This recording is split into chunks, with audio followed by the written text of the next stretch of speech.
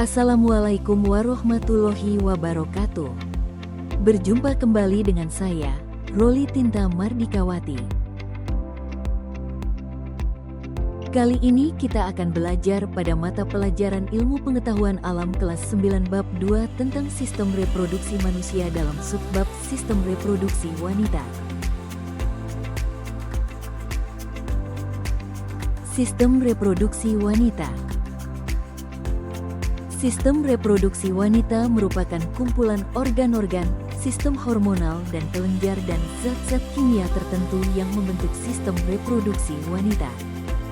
Dari segi anatomis, sistem reproduksi wanita sangat berbeda dengan sistem reproduksi pada pria, namun dari segi fungsi, sistem reproduksi wanita maupun sistem reproduksi pria sama-sama untuk menghasilkan keturunan.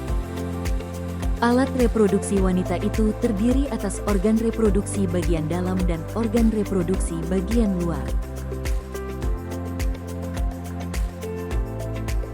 Kali ini kita akan mempelajari tentang organ reproduksi wanita bagian dalam.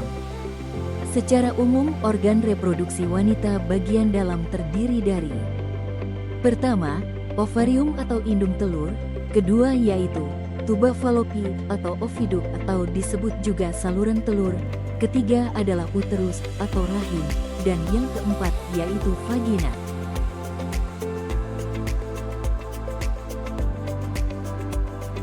Ovarium. Ovarium berjumlah sepasang yang terletak di kedua sisi rahim. Ovarium berfungsi sebagai tempat untuk memproduksi sel telur, ovum, serta hormon estrogen dan progesteron.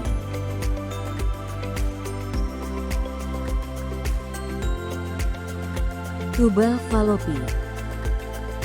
Tuba falopi atau oviduk juga berjumlah sepasang. Tuba falopi merupakan saluran yang menghubungkan ovarium dengan uterus. Sel telur yang dilepaskan dari ovarium diterima oleh ujung tuba falopi yang berbentuk corong yang disebut infundibulum. Dari tuba falopi, sel telur kemudian menuju rahim. Tuba falopi juga berfungsi sebagai tempat pembuahan sel telur atau fertilisasi.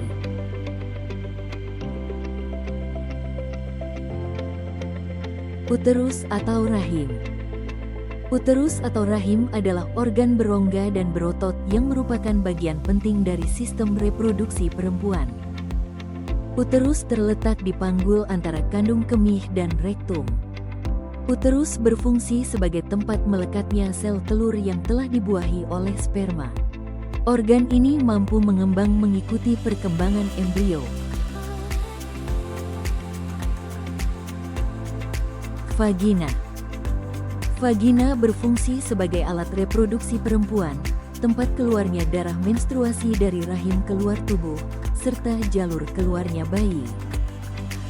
Vagina merupakan saluran berotot yang menghubungkan rahim atau uterus dengan bagian luar tubuh. Vagina mampu meregang secara signifikan untuk memungkinkan bayi melewatinya berkat jaringan otot yang elastis.